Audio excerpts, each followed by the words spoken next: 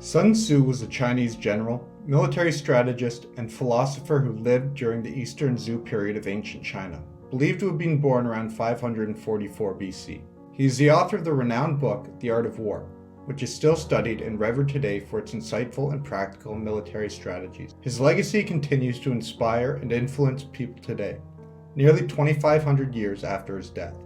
His ideas on strategy, leadership, and decision-making have been studied and applied by people from all walks of life, making him one of the most respected and influential figures in history. Chapter 1. Laying Plans. The supreme art of war is to subdue the enemy without fighting.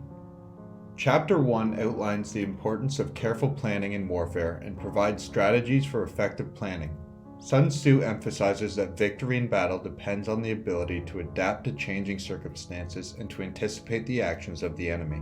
He also emphasizes the importance of understanding oneself and one's enemy, stating that those who know themselves and their opponents will be victorious, while those who do not will suffer defeat.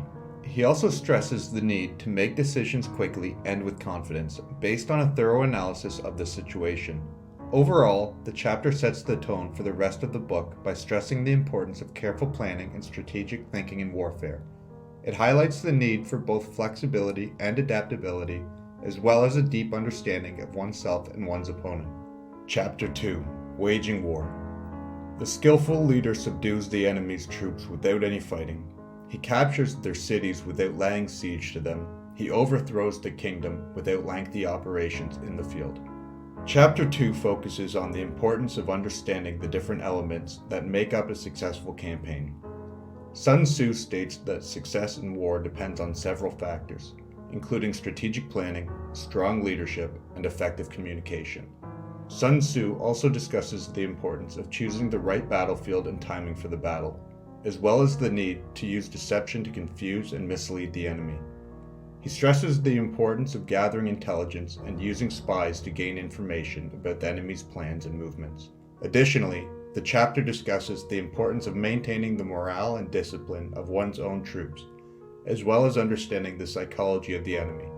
Sun Tzu suggests that one should strive to defeat the enemy without actually fighting if possible, and that one should always be prepared to adapt and change strategies as the situation evolves.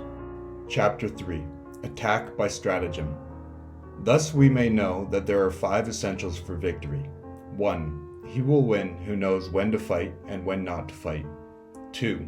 He will win who knows how to handle both superior and inferior forces. 3. He will win whose army is animated by the same spirit throughout all its ranks. 4. He will win who, prepared himself, waits to take the enemy unprepared. And 5. He will win who has military capacity and is not interfered with by the sovereign. Chapter 3 emphasizes the importance of using various tactics and strategies to gain an advantage over the enemy. Sun Tzu discusses the different types of stratagems, including direct, indirect, and the use of spies. He highlights the importance of deception and the ability to mislead the enemy in order to gain a strategic advantage. The chapter also discusses the importance of adapting one's tactics and strategies to the specific situation, and to always be prepared for unexpected changes on the battlefield. Sun Tzu stresses that a good commander must be able to think creatively and outside the box to achieve victory. The chapter also emphasizes the importance of knowing when to attack and when to wait, and the need to always be mindful of one's own weaknesses and strengths, as well as those of the enemy. Chapter 4. Tactical Dispositions. The good fighters of old first put themselves beyond the possibility of defeat, and then waited for an opportunity of defeating the enemy.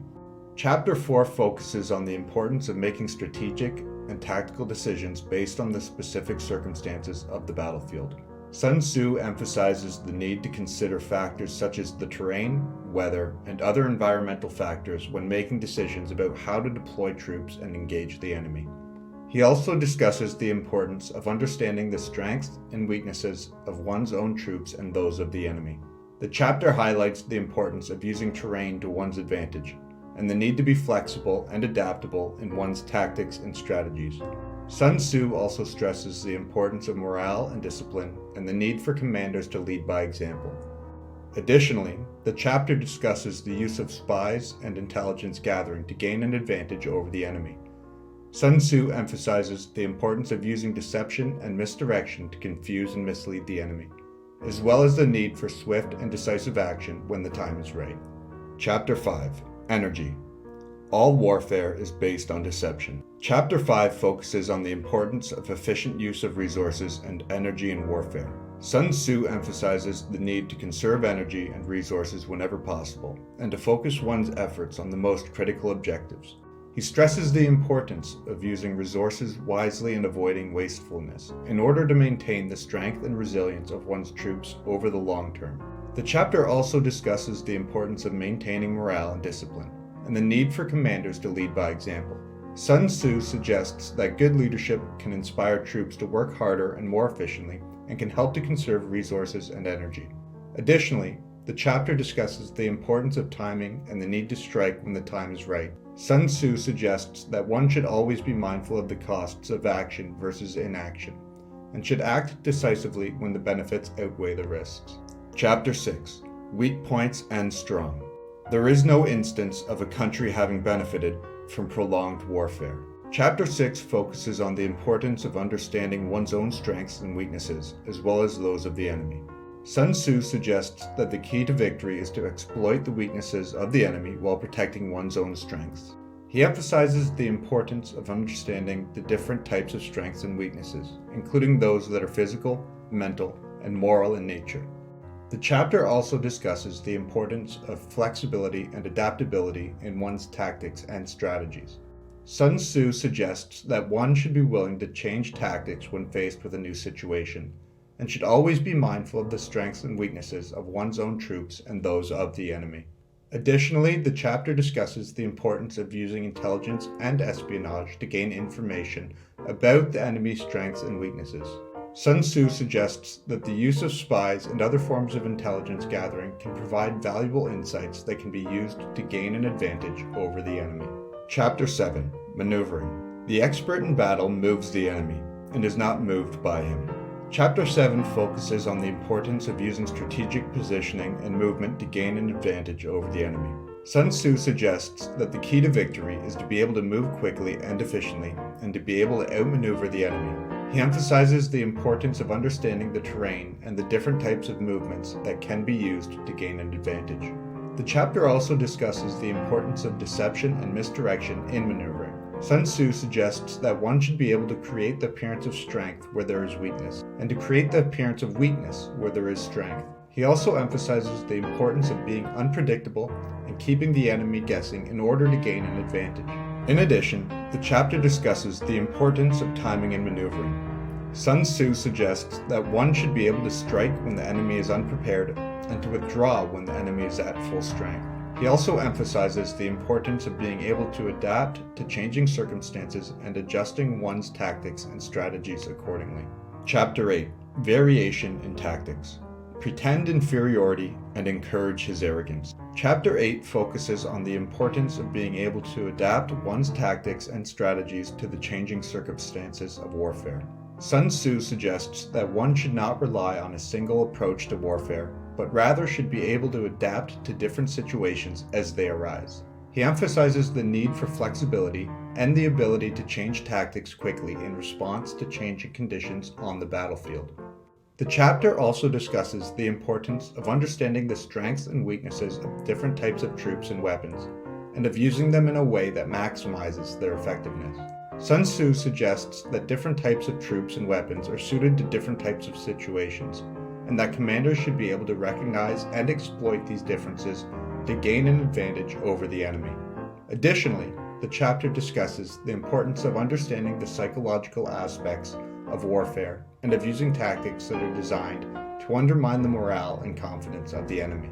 Sun Tzu suggests that fear, surprise, and confusion can be powerful weapons in warfare, and that commanders should be able to use them to gain an advantage. Chapter 9. The Army on the March. In battle, there are not more than two methods of attack, the direct and the indirect. Yet these two in combination give rise to an endless series of maneuvers. Chapter 9 focuses on the importance of logistics and supply lines in warfare. Sun Tzu suggests that an army must be well fed, well supplied, and well organized in order to be effective. He emphasizes the need for commanders to be able to plan and manage supply lines, and to ensure that their troops are adequately equipped and supplied. The chapter also discusses the importance of understanding the terrain and the weather conditions in planning a march. Sun Tzu suggests that commanders should be able to adapt their tactics and strategies to the terrain and weather conditions, and should be able to use them to gain an advantage over the enemy. Additionally, the chapter discusses the importance of discipline and order in an army on the march. Sun Tzu suggests that commanders must be able to maintain strict discipline and order in their troops, and must be able to punish disobedience and insubordination harshly in order to maintain order and ensure the effectiveness of the army. Chapter 10. Terrain. In war, the way is to avoid what is strong and to strike at what is weak. Chapter 10 focuses on the importance of understanding and using terrain to gain an advantage in warfare. Sun Tzu suggests that different types of terrain can offer different advantages and disadvantages to an army. He emphasizes the need for commanders to be able to recognize and exploit the strengths and weaknesses of different types of terrain and to use them to their advantage. The chapter discusses the importance of understanding the 5 fundamental factors that affect warfare. These 5 factors are terrain, weather, leadership, methods, and discipline. Sun Tzu suggests that commanders must be able to adapt their tactics and strategies to these factors in order to gain an advantage over the enemy. Additionally, the chapter discusses the importance of using deception and surprise to gain an advantage on the battlefield. Sun Tzu suggests that commanders can use false appearances, feints, and other tactics to deceive and surprise the enemy, and to create opportunities for attack. Chapter 11. The 9 situations. The general who wins the battle makes many calculations in his temple before the battle is fought. Chapter 11 focuses on the different types of terrain and situations that can arise in warfare. Sun Tzu suggests that there are 9 types of situations that an army can find itself in, and that commanders must be able to adapt their tactics and strategies to each situation in order to gain an advantage over the enemy. The 9 situations are: dispersion, when an army is divided into small units and is vulnerable to attack; constricted terrain, when an army is in a narrow and confined space, making it difficult to maneuver; desperate ground, when an army has no other option but to fight to the death; heavy ground, when an army is bogged down in difficult terrain; narrow passes, when an army is in a narrow pass, making it easy for the enemy to attack; precipitous heights, when an army is on a steep or high terrain, making it difficult to maneuver; lethal ground, when an army is in a position where it cannot retreat or advance; intersecting highways, when an army is in a position where it is vulnerable to attack from multiple sides; distant ground, when an army is far from its base and supply lines. Sun Tzu suggests that commanders must be able to recognize and adapt to each situation, and must be able to use the strengths and weaknesses of each situation to their advantage. He emphasizes the importance of understanding the terrain, weather, and other factors that affect warfare, and of using deception and surprise to gain an advantage over the enemy. Chapter 12. The attack by fire. When you surround an army, leave an outlet free. Do not press a desperate foe too hard. Chapter 12 focuses on the use of fire as a weapon in warfare. Sun Tzu suggests that fire can be used to destroy the enemy's resources, such as their food, supplies, and equipment. He emphasizes the importance of understanding the wind and weather conditions in order to use fire effectively.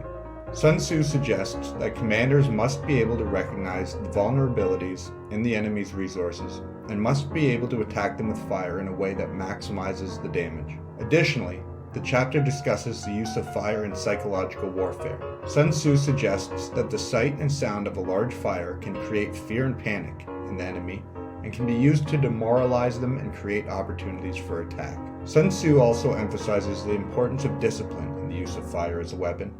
He suggests that commanders must be careful to prevent their own resources from being destroyed by fire, and must be able to control their troops in the use of fire to prevent it from causing unnecessary damage. Chapter 13. The use of spies. The general who advances without coveting fame and retreats without fearing disgrace, whose only thought is to protect his country and do good service for his sovereign, is the jewel of the kingdom. Chapter 13 focuses on the importance of intelligence gathering and espionage in warfare. Sun Tzu suggests that commanders must have a network of spies who can gather information about the enemy's strengths and weaknesses, plans, and movements. He emphasizes the importance of using spies to obtain accurate and reliable information, and of using this information to gain an advantage over the enemy. Additionally, the chapter discusses the importance of secrecy and deception in the use of spies. Sun Tzu suggests that spies must be carefully chosen and trained, and that their activities must be carefully concealed from the enemy. He emphasizes the need for spies to blend in with the local population and to avoid detection by the enemy. Sun Tzu also suggests that commanders must be careful in the use of spies and must avoid relying too heavily on their information. He suggests that commanders must verify the information obtained by spies and must use their own judgment to make decisions based on this information. The Art of War by Sun Tzu provides timeless insights into military strategy, leadership, and decision-making that can be applied to various fields, including business, politics, sports, and personal life. Here are some examples of how the principles of the art of war can be applied in modern times. Strategy. Sun Tzu emphasizes the importance of developing a clear strategy before engaging in any action. In modern times, this principle can be applied to businesses where companies can develop a clear business strategy to guide their operations and achieve their goals. Leadership. Sun Tzu emphasizes the importance of strong leadership in achieving success. Modern leaders can learn from his teachings on how to motivate and inspire their teams, build strong relationships, and make effective decisions. Decision-making. Sun Tzu's teachings on decision-making can be applied to various fields, including business, politics, and personal life. His emphasis on careful analysis, evaluation of options, and taking calculated risks can help individuals and organizations make better decisions. Competitive advantage. Sun Tzu emphasizes the importance of understanding one's strengths and weaknesses and those of the competition. Modern businesses can apply this principle by conducting a competitive analysis to identify their strengths and weaknesses and those of their competitors, which can help them gain a competitive advantage. Adaptation. Sun Tzu emphasizes the importance of being adaptable and flexible in responses to changing circumstances. In modern times, individuals and organizations can apply this principle by being open to change, embracing innovation, and being willing to adjust their strategies as needed. Overall, the Art of War provides a framework for strategic thinking, leadership, and decision-making that can be applied in various fields and contexts, making it a valuable resource for modern times.